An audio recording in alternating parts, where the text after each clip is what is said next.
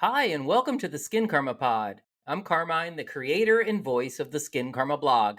With more than 25 years in beauty as a brand builder, copywriter, and skincare junkie, I'm putting my product wisdom and expertise to work demystifying skincare.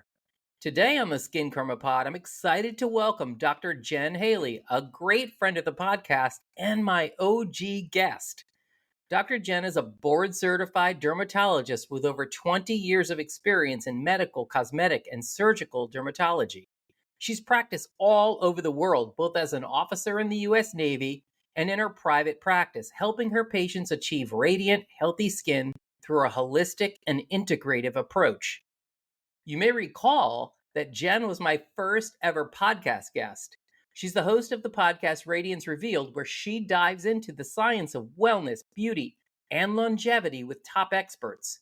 A few weeks ago, she helped me to demystify exosomes to understand the science behind them, how they work, and whether you can actually benefit from the slew of topical exosome treatments hitting the beauty marketplace.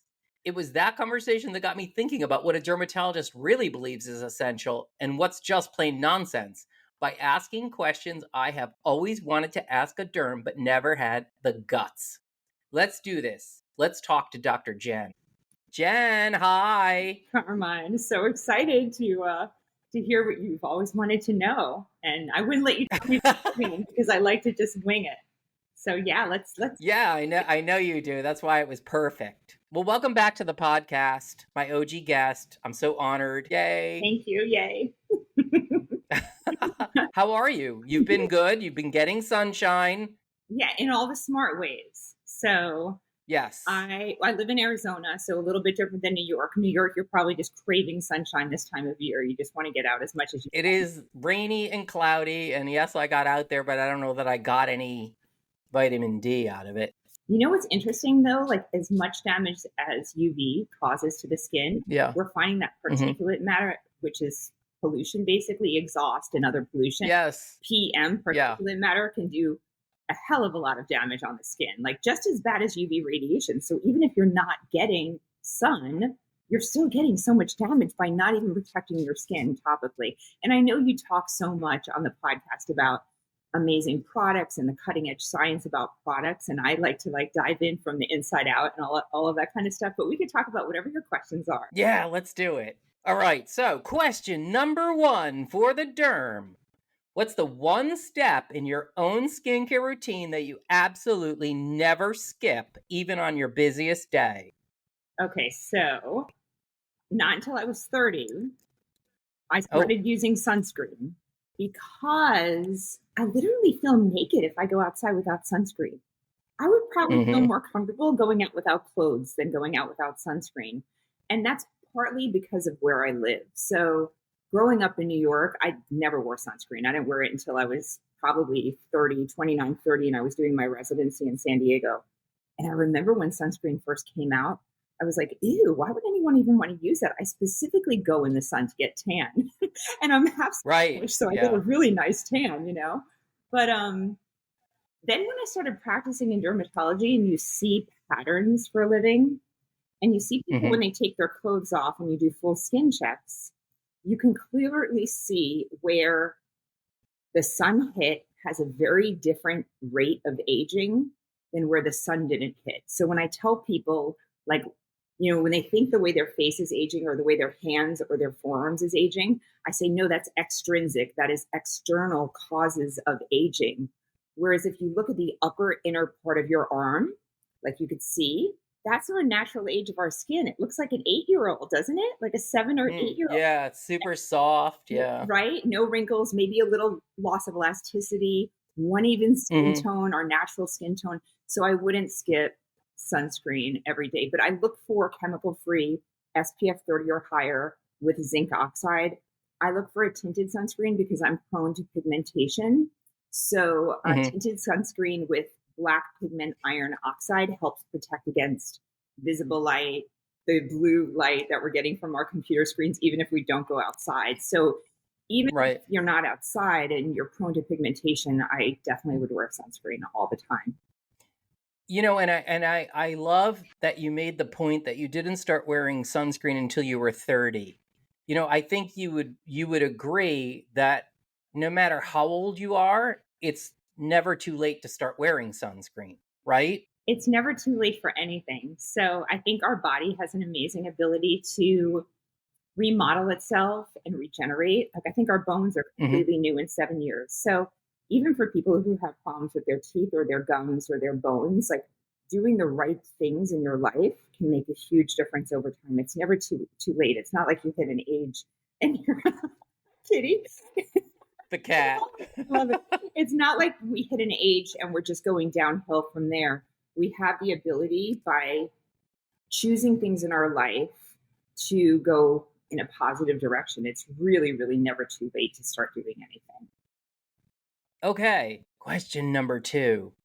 How do you personally decide which ingredients make it into your routine and which ones are just marketing hype? Right. I mean, I've been practicing dermatology since 2001, so I've seen a lot of trends come and go over the years.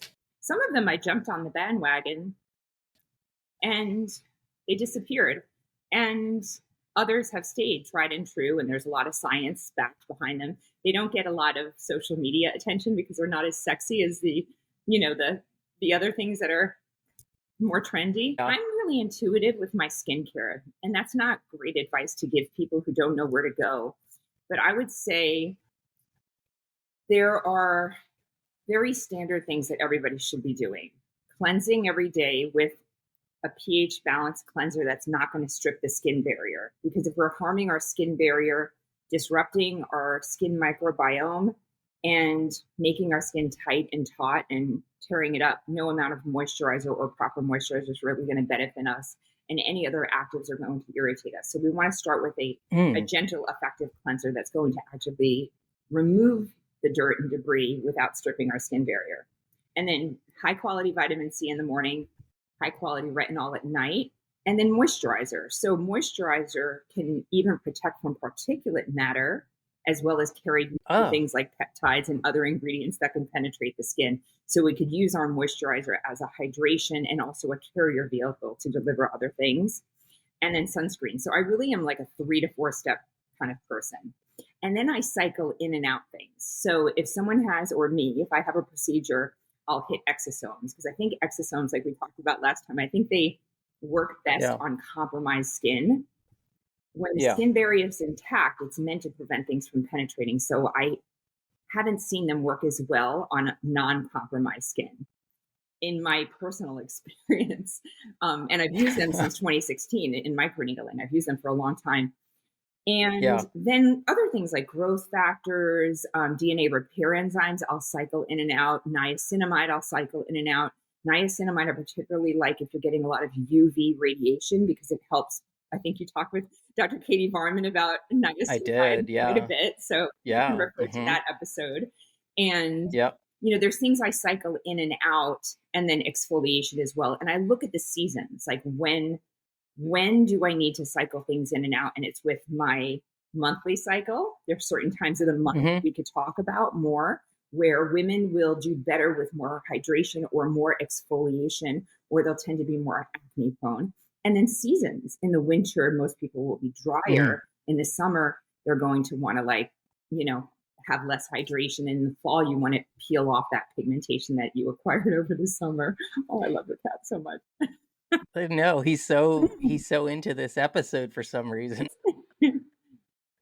Okay. So, skincare can be expensive. A really good, pro skin health routine that covers all the bases isn't cheap. So if someone's on a budget, beyond cleansing, beyond the basics, the three basics, cleansing, moisturizing, and sunscreen, what would you say is the single most effective skincare ingredient worth investing in Yep. So or I product? love this question because I Yeah. feel like it needs to be accessible for everyone. It's not, Yeah. I grew up with very, very modest means. And I remember having acne as a teenager. It wasn't that bad, but my best friend had acne also. And she had all these beautiful dermatologist prescribed medications and cleansers on her counter. And I had asked my mom, can I go to the dermatologist? And she said, oh, we can't afford that. And it's always stuck with me because I don't think that it should be unaffordable for anyone. It's just a prioritization, right? Sort of like our foods. We don't have to have all organic foods, but you turn to EWG, the Environmental Working Group.org, to find out what the Mhm. dirtiest foods are that you might prioritize as organic. So when I'm coming up with a skincare regimen for people, I'll say, like, this is your first thing that you buy, second, third, fourth, fifth, sixth. Oh, wow. And that way, if you could afford 1 and 2 today, before they run out, maybe you can afford 3 and kind of keep cycling things in so that you could afford it within your budget. So sunscreen is first for me. Yeah. The cleanser, I want someone to use something that's not irritating and effective, and you can find very inexpensive cleansers over the counter. La Roche-Posay makes some great ones. Cetaphil, CeraVe. You don't have to spend a Yeah. lot on a cleanser. It's the least most important thing. Just as long as it's not. Yeah, absolutely. No, you don't need actives in your cleanser. Don't, like, a very basic cleanser is all you need, right? And it's probably better for your skin. As long as it's not harsh. We don't want soap that's Right. going to tear up the skin. Soap or acids in a cleanser, those are popular, those glycolic acid cleansers. Yeah, Like, it's there's some use to crazy. that. It just depends. But in general, I'd say save your money on a cleanser if you have a Yeah. prioritization. Then sunscreen, it's a matter of what you like. And it's so hard for me to give advice to what people like for sunscreen. I just say SPF 30 or higher with zinc oxide. And then you kind of pay for the cosmetic elegance. And it doesn't mean that something that's $50 is going to feel a lot better than something that's $10. You can often find something around $20 to $30 that will feel okay on your skin. I don't like to feel like there's any plastic on my face when I have a sunscreen. Mm, So I have like yeah. 2 sunscreens and I mix them together in my hand. The one thing about sunscreen that I've noticed from patterns over the year that people do, since we're driving in the car most of the day, the sun comes in through the window, left side in the United States, right side in England. And we Hmm. tend to put products on from the center of our face outward. And I'll find a lot of sunspots and a lot of skin cancers, if you guys can see me on the video, on the periphery of the face, on the side of the neck, on the periphery of the face where the sun comes in. And you're doing a Yeah. great job centrally. So I like people to apply their sunscreen from outside while they're in their bra, on their neck and their chest, outside, and then blend it inwards. That's such great advice. That never occurred to me. The one thing I do take care of is the bridge of my nose, because I found there was a time where I was like, wait a minute, I'm like probably forgetting my nose. And so I do that, but I mean, I don't drive, but still I could see that. Like, I don't imagine myself applying sunscreen back here below my ears and along the back part of my jaw at all. Huge place I see. So women have their hair to cover, right? But Yeah. I would say 70% of the skin cancers I see in men are in front of the left ear, behind the ear, and on the neck in men because your hair Oh isn't my covering God. it, and we're getting that incidental UVA Yeah. damage through the windows while we're driving. The other place we see it is on what we call the medial campus, which is on the tear ducts of Yeah. the eye. Because if you're wearing Yeah. sunglasses and you're not putting sunscreen around your eyelids, the sun will come in, reflect off the sunglasses, and hit that area of your eye and get skin cancer there. So I put sunscreen on my eyelids all the way up. All I have on right now is tinted sunscreen. That's what I wear. That's my. Right. I've talked a lot about eye sunscreen for the eye area, and I think that I've found the most benefit from using those solid sticks Yes. that they market just, for on the go, and they really should be marketed for the immediate eye area. I agree. I And think that's a so, great. yeah, That's a great. they're non-migrating. They're like the texture of a deodorant. Yeah, that's a really Yeah. good tip for, especially for men. I'm trying to think of how that would assimilate with makeup for women. If Yeah. the makeup Yeah. would stick, it's trial and error. Like there's not hard and Totally. fast rule. You Hmm. have to try something and see if it works for you. And then Yeah. I love retinol because I know the science with retinol and retinoids like tretinoin prescription strength. The downside of retinol is that we don't usually see improvement in the skin for at least 3 months, and it can often cause a Hmm. lot of irritation to the skin. And when I'm recommending skincare to someone, I want them to see results a little bit quicker than that. So the next thing I'll usually add in is a vitamin C, preferably with vitamin E and a ferulic acid because that can increase the antioxidant ability for it to capture free radicals, and it can also make the vitamin C more stable. There's a lot of different forms of vitamin C, and typically if it turns orange or brown, it's not good anymore. So it needs to be protected from light, heat, and oxygen in formulation, and the formulation really does matter. I don't think people need to spend $150 on some of the better known brands. I think they can get less expensive brands that don't pay a ton of money for marketing. I won't call anyone out on this. And those vitamin C products are on my blog under the header Best Vitamin C's for Serums for Face. Yeah. They're there. There's no $150 vitamin C serums on my blog. Vitamin C is just wonderful because it's necessary for collagen synthesis.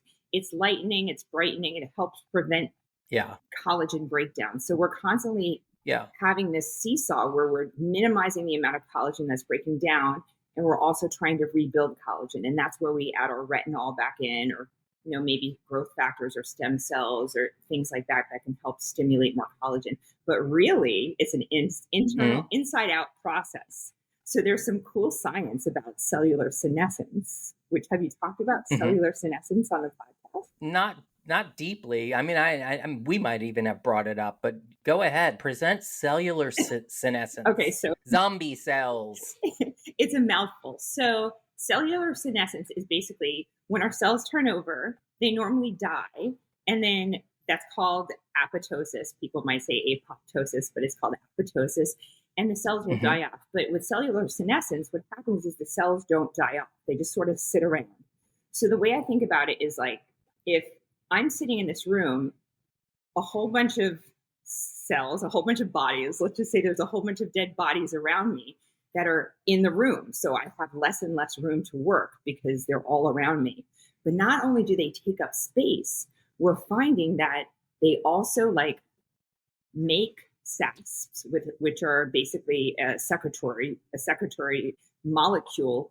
Like they're pooping all over the place. Let's just say they're vomiting and pooping all over the place. So they're hurting all of the healthy cells around them as well. So the longer we're alive, the more we have these senescent cells build up in our body that take up space and prevent the function of the cells that actually want to work. And our fibroblasts in our dermis are a perfect example. Our fibroblasts will make collagen, elastin, and then GAGs, or glycosaminoglycans, which are like the glue that basically makes our skin kind of like bounce back and resilient and dewy. And when the fibroblasts have too much cellular senescence, then they cannot make fresh collagen. So there's things we could do to help with cellular senescence. One big thing is fasting. When we fast, our body goes into autophagy and it kind of eats up itself. And I can't seem to get past 24 hours. But if you get into like 48 to 72 hours of fasting, you can help reduce cellular senescence. There's also supplements and there's medications being studied. And then there's other things like oxytocin.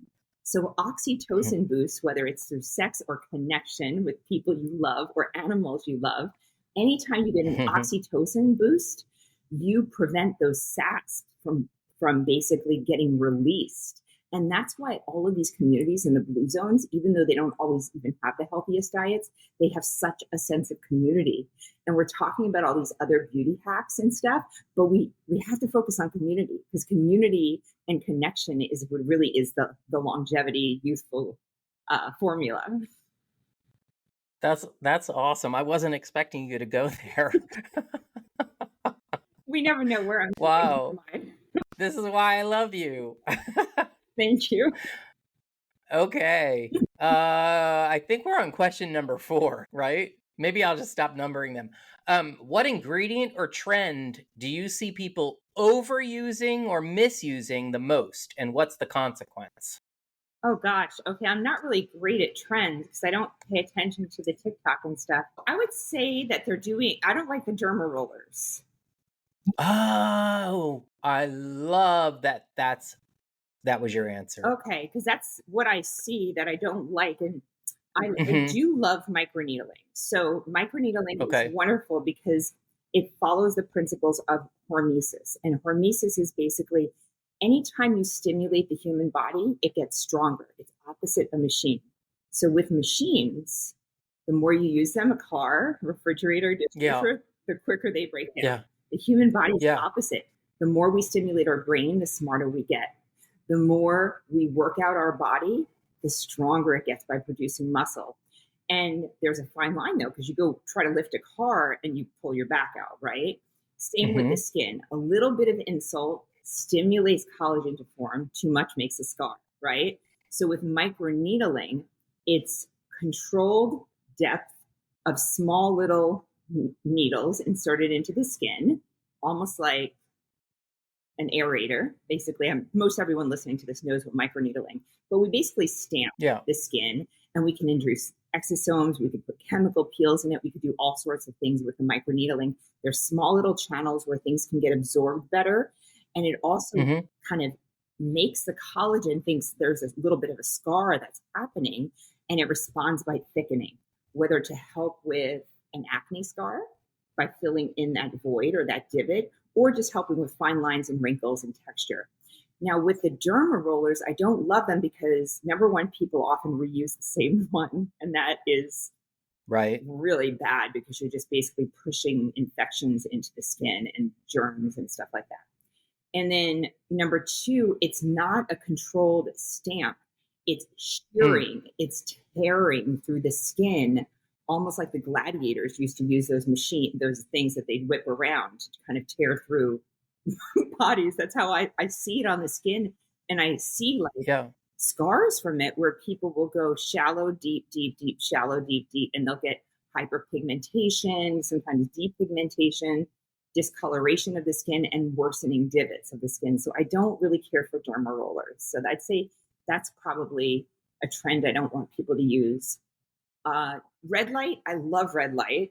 I just think that the variables are so many, you don't really know what you're getting. So where it's to be determined. I personally use a panel because I want all my skin to be improved versus the face mask. And plus I can multitask in front of a panel. I could drink coffee, meditate.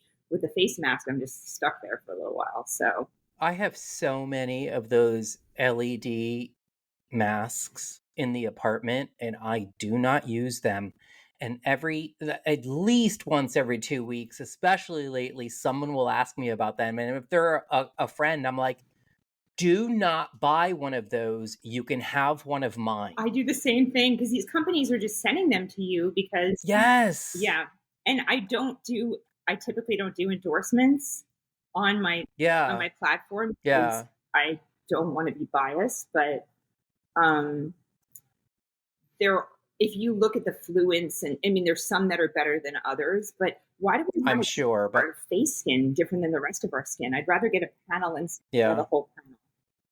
Yeah. And for me, as a migrainer, red light is the worst light. The last thing I want to do, even if I don't have a migraine, is be sitting in the dark on my couch watching Survivor with red light beaming into my eyes. I'm good. So I'm putting it out there. If you're a friend, come get one before I move to LA. I'm not taking them with me.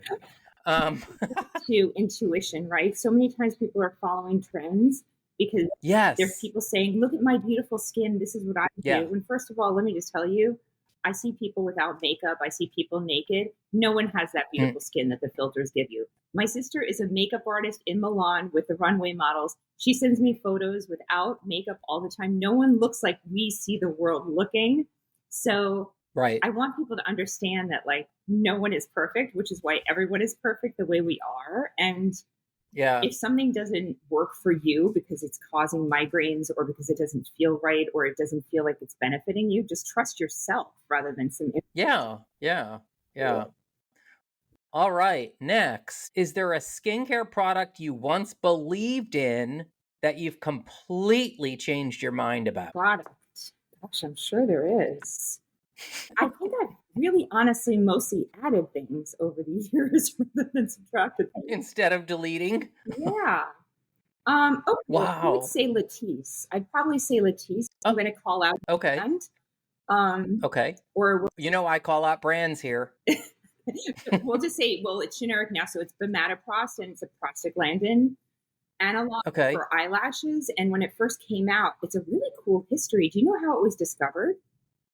I don't know. I probably knew at one point, but I haven't thought about it in a You'll long never time. forget. So bimatoprost or Latisse is a glaucoma medication.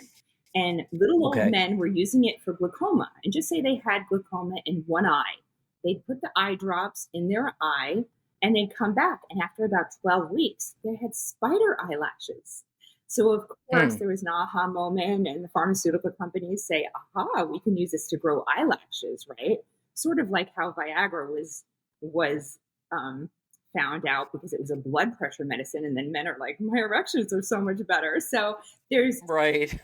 how Botox was discovered. It was for blepharospasm, and then one of the patients Yes. wanted it, for another area because she noticed the wrinkles were better. So all of And it cured migraines. It stopped people's and migraines. sweating is Yeah. There's a, yes. yeah, The whole armpit, the bride with the Botox in her armpits, it right? works. It works.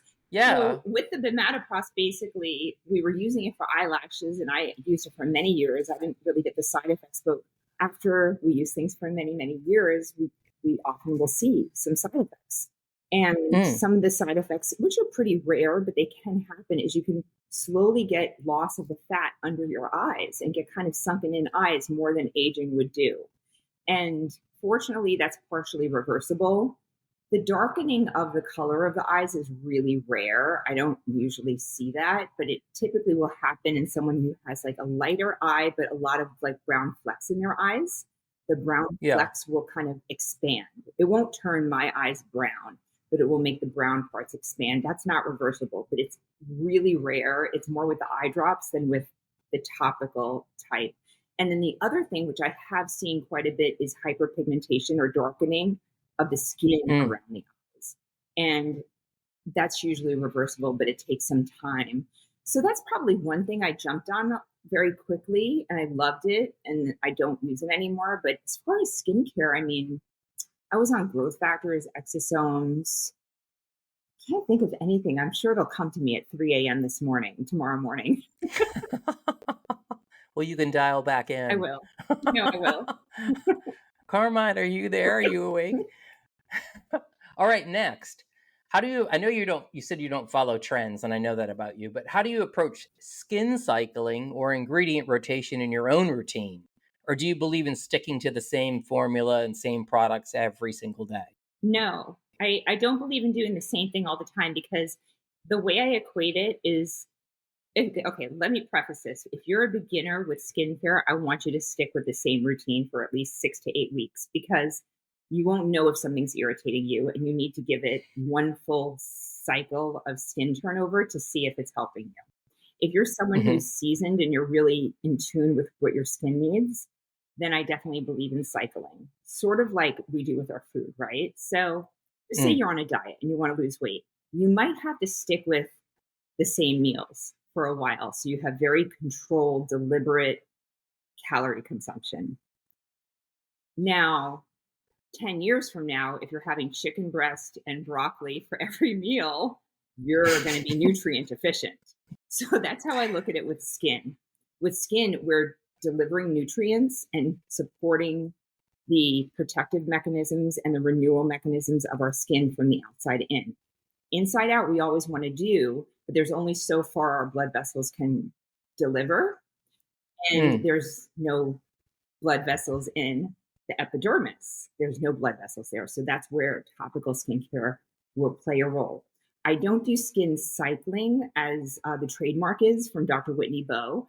I do more of a skin syncing program where Mm. I have people rotate every season. So that's every 3 months, especially for Okay. men. We're looking every 3 months syncing for, a season. For women, I have them look at their infradian rhythm, their monthly cycle, because their skin is going to change during the month. So the first week, once you get your period, then and you bleed, that's the first week. All the hormones are really low and our skin's dry and dehydrated and very sensitive. So I usually will recommend no exfoliating during that week and loading on the moisturizer. So if someone is a nightly moisturizing person, I'll have them add it in the morning. If someone is using retinol, I might have them skip that week or only do it once that week and skip their AHA, BHA. So there's different variations. Week 2, when you're in your follicular phase, your estrogen starts to rise. When our estrogen rises, we have more plumpness, more glowing of our skin. We tolerate things better up into ovulation. So that's when people can play with new ingredients. That's when people can get procedures. We want to get procedures during week 2 and even into week 3, into ovulation, when your estrogen is high, because your skin is going to make new collagen really quickly, because estrogen is our collagen maker. And then the week before your period, in the luteal phase, that is typically when people will break out. That's when we have a little bit more oil production, the progesterone is high, and there might be more breakouts. And that's when I'll add in salicylic acid, make sure they're using their exfoliants and their retinols, and maybe back off on the moisturizer if they tend to be oily. So there's little things like that where when you're in tune with your body and what your body needs, that's how you want to play with it. And then obviously we have our circadian cycle, where morning is always going to be different from night, because morning we're protecting and at night we're renewing. So we want to use the right products at the right time. Okay. 2 more questions, and then we're going to do a bonus round of hot takes. Okay, this is so fun. Isn't it? Yeah, it's so fun. I love it. Questions a derm has always wanted to be asked. I know. Really? What's one thing you wish every 20 or 30 something would start doing now for their future skin? I mean, sunscreen's the obvious answer, but really, I want them to start looking at their skin as a reflection of what's going on inside of their body. So what I find so often with acne, this is really interesting. Like, people will identify, they make that part of their identity to the point where they almost manifest acne every day. Like, they wake up and think, I'm going to have acne, I'm going to have acne, I'm going to have acne. And they never can really separate themselves from having acne. So if you're someone who has acne, for instance, I want you to realize that's not part of your identity. And acne, for instance, we do want to use topical products. It is highly associated with gut health and what we're putting in our body. So it's a great opportunity to, from a place of non-judgment and non-obsession, it's a great opportunity to kind of clean up your lifestyle, remove dairy, remove sugar, remove processed foods, because processed foods that can sit on the shelf for a year have a ton of preservatives in them. Our skin is associated with our gut. So rosacea, acne, psoriasis, eczema, we're finding are associated with gut health. And when preservatives prevent things from growing on food, guess what they do when we eat them? They kill our gut microbiome. They're killing our own gut microbiome. So eat as many real foods as possible. I mean, don't get me wrong. I was in college. I survived on like Fiber One cereal, apples, and alcohol for 4 years, pretty much. And I'm okay. Right. Oodles of noodles for me, and macaroni and cheese. Yeah, we were poor. We had to Yeah, totally. And I only had so many calories, and the alcohol took most of it. But I mean, right. I'm not coming at this from a place of judgment, because I've made all the mistakes and I grew up with hardly any vegetables and stuff. But just look at what inflames you, and what inflames me might not inflame you. So when you're in your 20s and 30s, you can get away with a lot because your genes can really compensate for a lot. But once you hit about 30, 35, what happens is now your environment takes place, and you'll start to see people when they hit 35, they age at a very different rate depending on what they're choosing. So when you instill those habits when you're young, it's going to make a huge difference as you get older. And it's just little things like don't have the processed foods if you have the option of having a real food. Other than that, wash your makeup off at night, wear sunscreen in the day. Kind of the big thing. And don't use too much. Don't waste your money on too many skincare products. That would be another recommendation, because $100 when you're 20 can turn into $100,000 when you're 50. So wasting so much money when you're a young person on all of those things to keep up with people, they're not your friends. Yeah. I'm glad you brought that point up about washing your face at night. There's so many people who don't wash their face at night. Like, how bad is that? I did it way too much in college, I think it's pretty bad. It is, our skin is a detox organ. So basically our skin has a multitude of purposes. It prevents the bad stuff from getting in, toxins, bacteria, viruses, germs, chemicals, and it also holds in our moisture. So when somebody is burned, a burn victim dies usually of dehydration or infection because that's what our skin does. It keeps water in our body with electrolytes in balance and it prevents infection from entering. But it also regulates our temperature. That's why we sweat. That's why when we're in a cold environment, our fingers, our toes, our nose get really cold because all of the blood flow leaves those areas to go to our organs. So our vascularity, our blood flow is constantly recalibrating with the environment to keep our temperature regulated because we're warm-blooded. And it also detoxifies. That's why people who are high in heavy metals, which I've experienced that from eating so much fish, having high mercury levels and also the dental, amalgams, one of the ways our body detoxifies heavy metals is through sweat.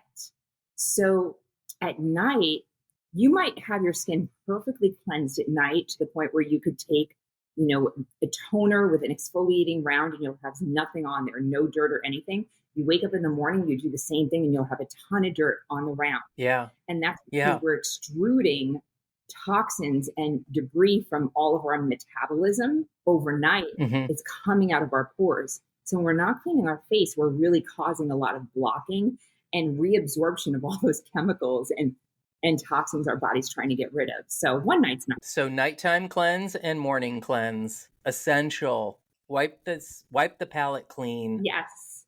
Otherwise, nothing. Yeah, I mean, I wouldn't either. Your products won't. Yeah. No, you're absolutely right because there's a layer of whatever, you accumulated on your skin and in your pores throughout the day. Yeah. Ew.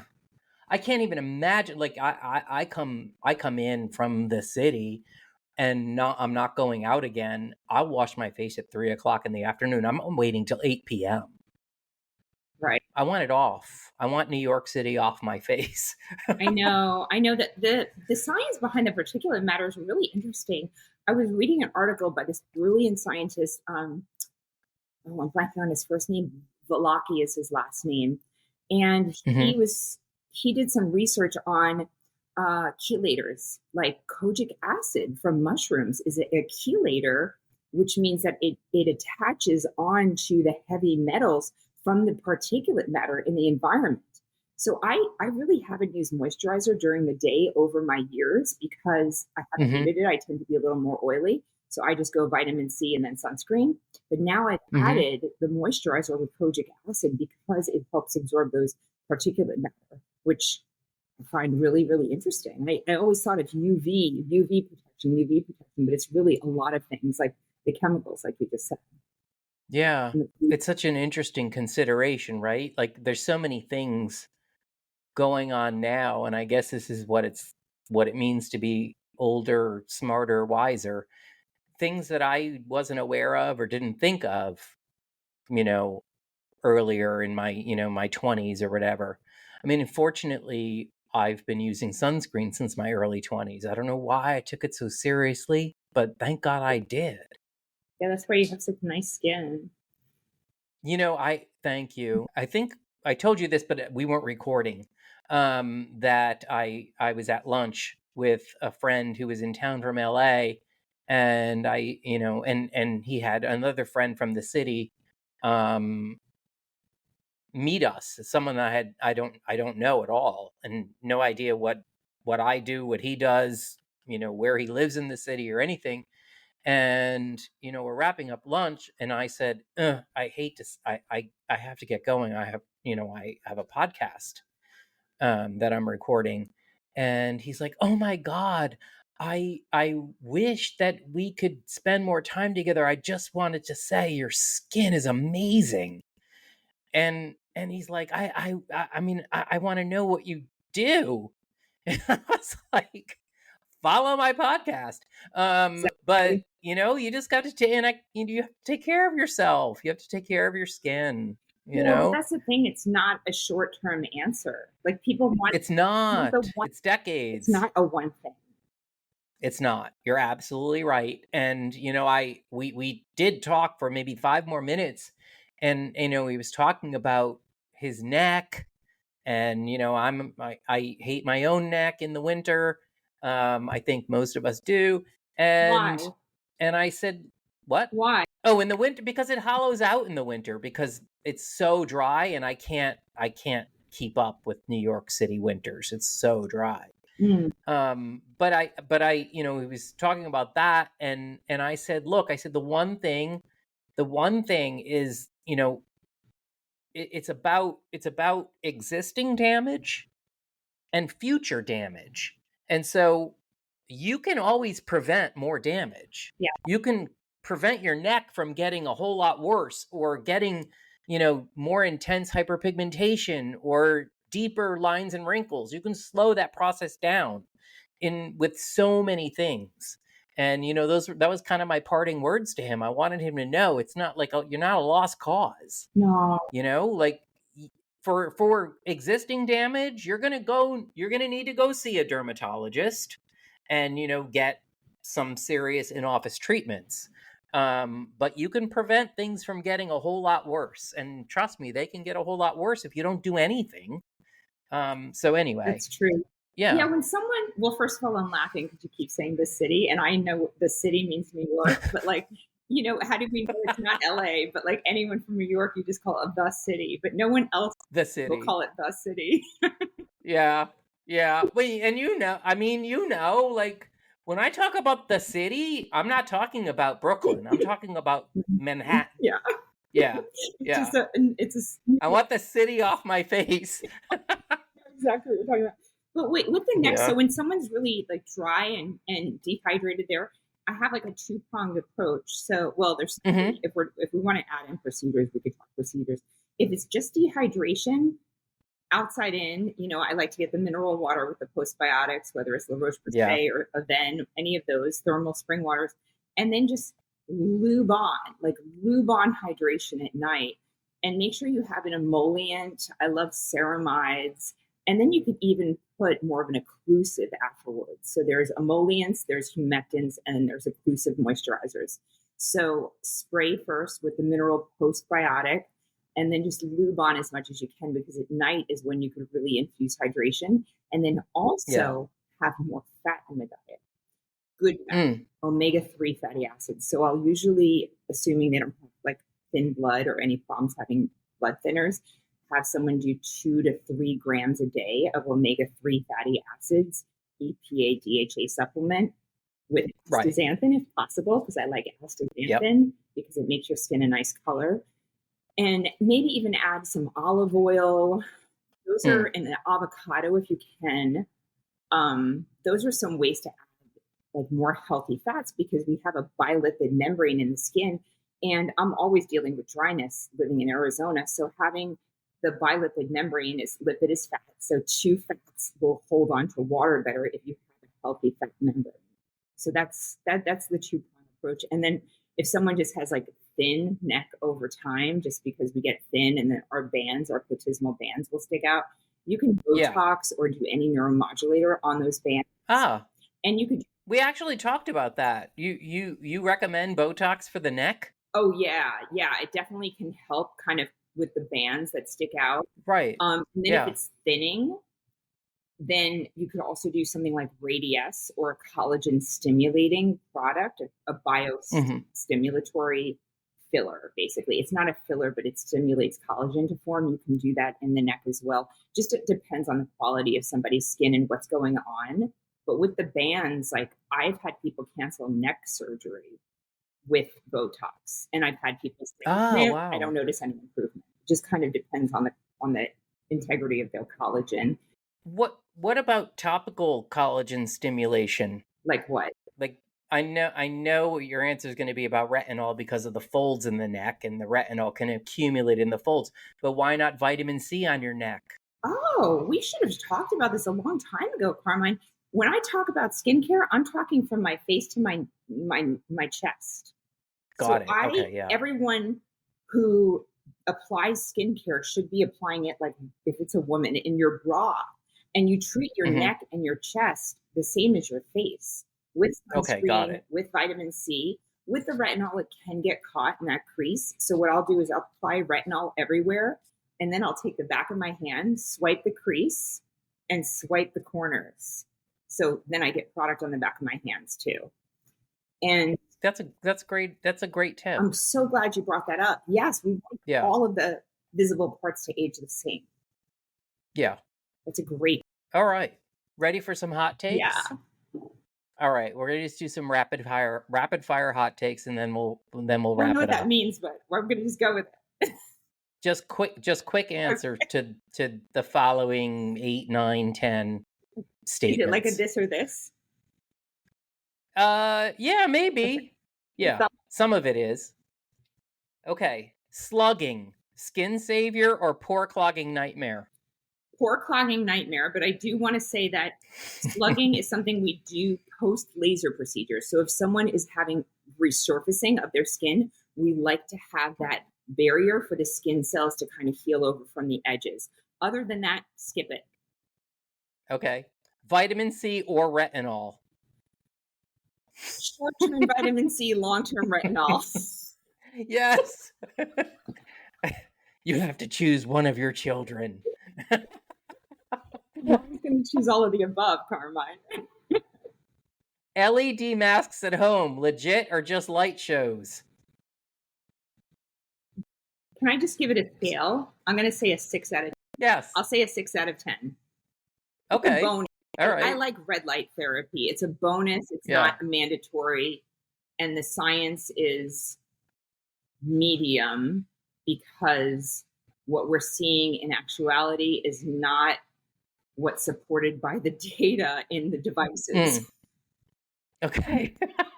I agree. Try to find clinicals on those LED devices. Good luck. Yeah, because it's complicated with the wavelength and the fluence and the distance, and there's a lot of variables. You're not always getting too many variables for sure. Botox in your 20s, smart prevention or too soon? Smart prevention if it's done well. Micro Botox, so you keep your micro expressions. Oh wow! Okay, micro Botox. Favorite underrated skincare ingredient? DNA repair enzymes. Oh, yes. You know, I need to figure out a way to incorporate that into my own routine. So you're talking about DNA repair enzymes as a supplement or topically or both? Topically. Yeah, there's a company called Photozyme that I discovered at the Science of Skincare Summit. The way I've been playing around with it, because I'm not quite sure how to incorporate it as well, is days that I get in the sun a lot, I put them on morning and night. And then when I'm not in the sun a lot, I don't use them because, you know, cost is always a factor and I don't want to put too. And they're expensive? They're an added expense for sure. Yeah, they're in the $100 to $200 range. And we're talking about a serum formulated with DNA repair enzymes. Yes. And they have a vitamin C product and they have a retinol product as well, which is a little strong. I've used it on my eyelids and I've healed. I'm just not quite sure how to incorporate them. And I think it's one of these things, sort of like when you're trying to support cellular senescence, you don't want to do it all the time. Like our body needs cellular senescence to prevent cancer, but we want to get rid of those dead zombie cells also every once in a while. And I think the DNA repair enzymes, we also want to, my intuition tells me we want to cycle them in and out, but I think that's sort of my favorite thing for the next year that I want to learn more about. I'm with you on that. What was the name of the product? The brand? Photozyme. Okay. That's the only one I'm familiar with, but there are sunscreens that are incorporating the DNA repair enzyme in them. So there's something else I'm kind of intrigued about.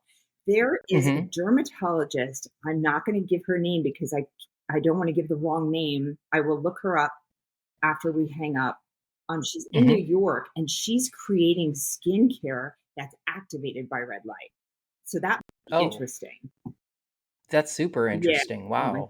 That takes that up a notch. Right. And then there's one other ingredient called thiamidol, thiamidol. And that is a tyrosinase inhibitor in human skin cells as opposed to mushroom extract, which is what most of the lightening agents are based off of. So thiamidol is a new ingredient that in the last 1 or 2 years that can help for skin lightening, which it's fascinating. Wow. melanocytes. Yeah, that's another. You heard it here first. This is where skincare trends happen. Yes, it does. Yes. The one product you think is wildly overrated. I kind of think it's exosomes. I know we did a whole podcast on it, but I want you to, I think go they're ahead. kind of expensive, and I'm not sure I'm really seeing much on non-compromised skin. Right. Like, in other words, someone sitting at home using an exosome treatment on perfectly healthy skin. I use it post-laser during the healing phase. Like if I do a chemical peel or laser, I will use it and I will notice enhanced healing and less redness. I don't see it really doing much for the price point, which is not low, on healthy, uncompromised skin. And once again, we've said this before, we don't know how layering all of these products affects the skin. We study individual ingredients. We don't study all the products together. So what is all the layering? There's too many variables again, right? Everybody's different. Everybody's doing different things. And how are they interacting with each other? If you're applying a vitamin C, then a DNA repair enzyme, then an exosome, like what is that doing? Well, look, right here. I'm a test case for all three of those things. Are you? No, I haven't incorporated DNA repair enzymes yet. I'm about to. I wish I had a connection. I would get you some. Yeah, for real. All right, next. Clean beauty, meaningful or marketing? Unfortunately, I think it's mostly marketing now. We have to read the ingredients. Just like when I equate everything to nutrition because I studied nutrition undergrad. You have to flip it over and read the label. So we really have to, we have ChatGPT, we have ways to learn information nowadays, what to look for, what not to look for. I don't think you should be able to eat your skincare because then it's not going to have a shelf life. There has to be some preservatives. There are some preservatives that are safer than others that are not endocrine disruptors. So I usually use one of the apps, like the EWG app, I'm blanking on the name now, to look for like the cleaner ingredients. But I look for less ingredients rather than more because I see so many contact dermatitis from products. And people develop contact dermatitis the more they're exposed to a chemical. So something that might not have bothered you 10 years ago, now it does. Yeah, as the body changes, right? Exactly. Best skin advice in 3 words. Does it have to be a sentence or can it be 3 words? There's no stipulation. Whatever suits you. Sleep, play, connect. Aw, I love that. That's great. Completely unpredictable. Definitely play, right? Because you can look really pretty, but your energy can be really ugly. You know? Or you can look medium and have really great energy. No. No. Please don't make that cut for Instagram. No ugliness. No ugliness, please. Like we're in this world sometimes where people are searching for this, okay, 2-dimensionally, I look so symmetric and perfect, but like the energy doesn't follow, like the auric field doesn't follow, and we're energetic beings, and like that's how we really read each other, is through energy. All right. 2 more. Your holy grail sunscreen. Name names. Well, it really depends on your skin tone. So I have an olive skin tone because I'm a mutt. So I mix Elta MD Elements with Elastin Hydra Tint. Those are the 2, and then sometimes I'll throw in some Isdin that are they're all tinted. You know, I have no experience with Isdin. I just know that it's really good product. Yeah, and I believe they have DNA repair enzymes in them as well. Oh, yes. Well, there we go. Yeah. It's a little runnier and a funnier smell. I'm fine with dark. Like the Hydro Tint is a little bit dark for me. And the Elements, the Elta MD is a little thick. So it's like it's a texture and a tone that I play with, and I pump it in my hand, and then I just blend it Right. So, I mean, we all have to play with it, but I tell people SPF 30 or higher with zinc oxide. And if you have any pigmentation, especially for women, men don't tolerate the tint as much, then I like the Yeah. tinted form. And that's really, then it's just up to you what you like. Yeah. All right, last. The skincare myth you're dying to help me demystify. Can I just ask you really quick what sunscreen you like? Yeah. Yeah, absolutely. Uh a couple stand out, and I don't judge. I don't really pay attention to whether it's mineral or chemical or a hybrid. I really don't. Um, but I'm just wrapping up my work as a judge in the Beauty Matter Next Awards, and there were probably 20 submissions in the sun care category, and a couple of sunscreens really stood out that are just exceptional. One of them is the new Elta MD sunscreen with redness corrector. It's like a green tinted I have sunscreen. some of that. I'll I love that Okay. product. And it's like, I've been using it a lot, and now, I always get to the point when I'm using a product that I really love that I like slow down because I don't want to use it up. Do you open it So and scrape out the inside like I do? I I probably will end up doing that, but I'm not at that point yet. Um there's there's three more. You asked. There is a new brand called Good Weather Skin, and I think they only have one product, and I think it launched at Nordstrom. Um, it is actually, come to think of it, a mineral sunscreen. I love it. I love the texture. I love everything about it. I love the glass bottle, like the whole thing. It's just beautiful. There are two tinted sunscreens that I discovered in the process that I'm obsessed with. One is the Beauty of Joseon, like it's like the hot trending sunscreen on TikTok. Okay. It's tinted, and there's probably 30 of them, that fit the whole range of the on the Fitzpatrick How scale. do you spell Um, Joseon? Joseon, I think, is Joseoun, Oh, I okay. think. Okay. If you Google Beauty of Jose, Okay. it'll come up. I got it off of so they had sent me, and I get it. I don't. They just send probably random tints to the different judges. They don't have any idea where I am on the Fitzpatrick Hmm. scale, and the one that they sent me was very clearly for Fitzpatrick Oh, 6. okay. So obviously, I'm only trying that on the back of my hand. So I went on to Amazon. It's like $22, and I found one that was more in line with me and was more for my skin, my tone, my undertone, my like slightly reddish undertone. And I love it. It's super thin. It's a Korean sunscreen, so it's using Korean sun filter technology. It's barely thicker than water.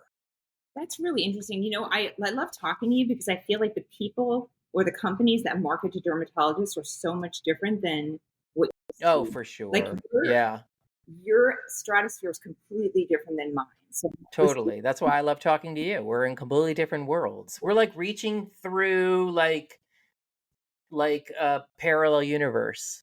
I know, but we want to overlap it and like Yeah, we want to overlap. expand Totally. the We whole have to keep the portal open. right. Okay, I'm sorry. Um, What's like and the last one is by a brand that just launched in the United States. It's from Australia. It's called Ultraviolet, and they just launched at Sephora.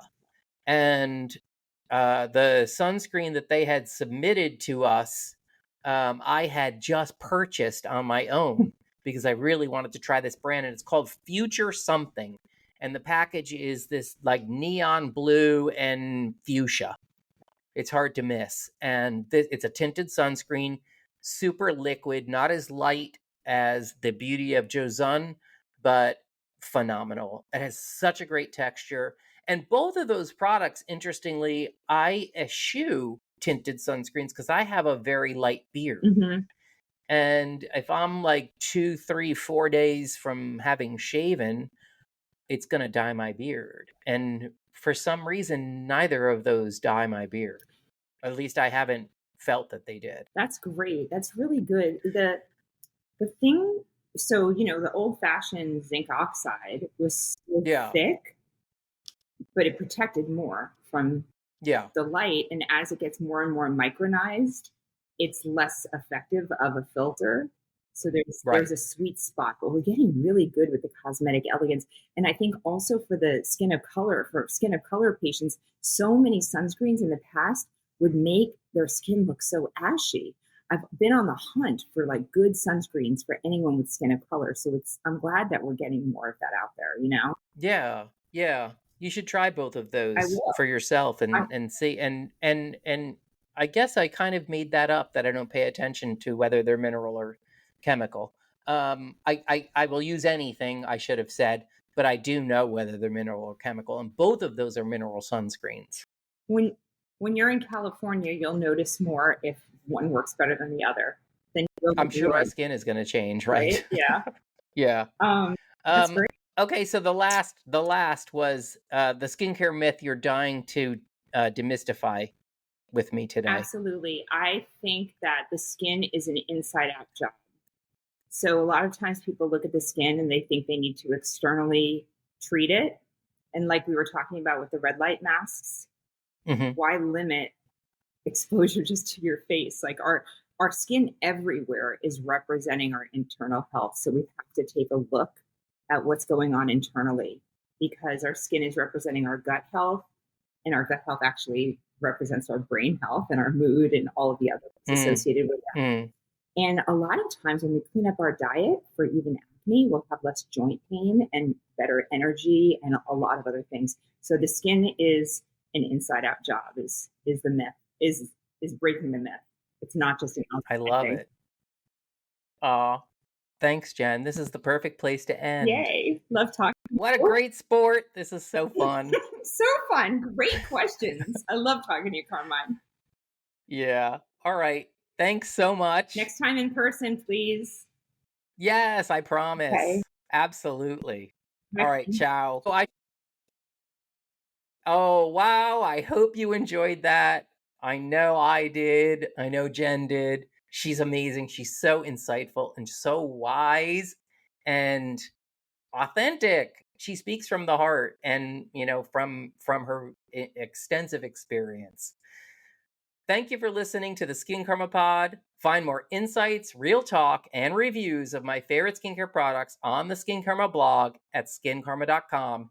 And if you're listening on Apple Podcasts or Spotify, please rate and review this episode. It helps me to reach more listeners. Ciao.